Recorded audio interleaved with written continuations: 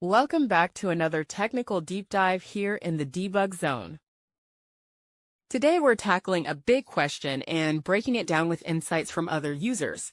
Hopefully this clears up some misconceptions and helps you get the answer you need.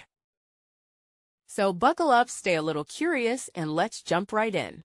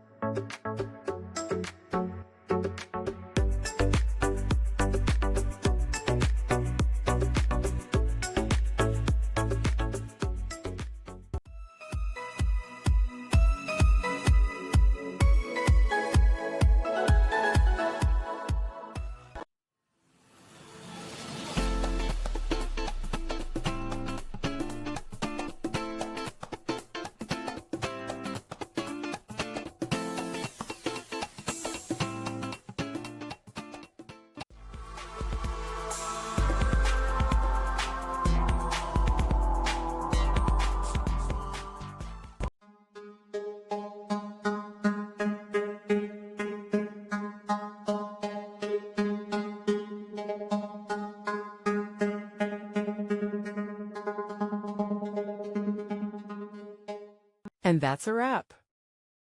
I hope you found the answer you were looking for. If you did, take a second to hit that subscribe button. It really helps out.